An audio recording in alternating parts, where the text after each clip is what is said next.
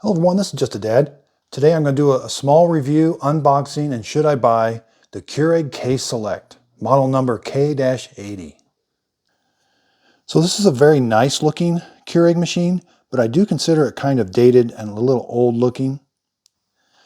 Up here you've got a power button, you've got these buttons that look like different brew sizes.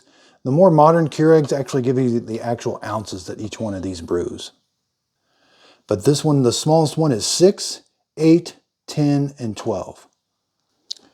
We open it up, we've got the lower needle basket, and there's the top needle that's going to pierce the K-cup. We got the water reservoir on the left. The lid is just not, it fits on there okay, but it's a little different. And the water reservoir is a little hard to fill up. It's kind of awkward.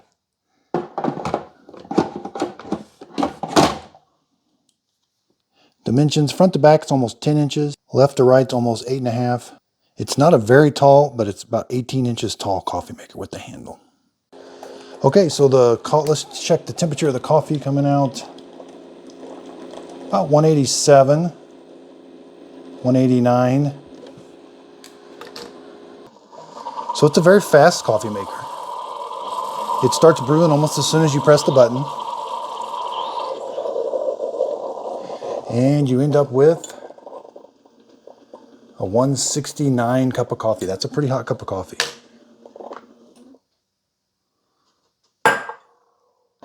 Now here's where the loud part comes in. So after you brew a cup of coffee, there's a water tank in here that it fills back up and it has to heat that water tank up. This is a pretty loud Keurig machine. The newer Keurigs, like the K Supremes, don't do that. They heat the water and you can hardly hear it. Now once it heats the water, then it quiets down and you don't hear it anymore. So let's take the K-cup out. Again, it just got the single needle on the top. So this Keurig machine will do reusable K-cups.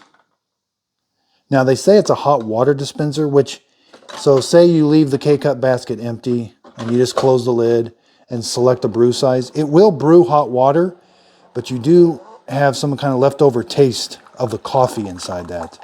So you would have to do a bunch of fresh water rinses to kind of get the coffee taste out of there. But it will brew just hot water. You can see that is kind of discolored.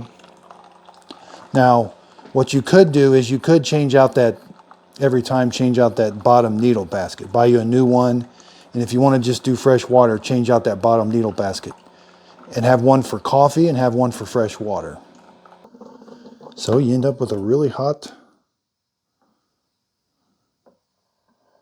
173 cup of water, 174. So the coffee maker does have auto off. It will shut itself off, but if you want to turn it off, you can just hit the power button and turn it off.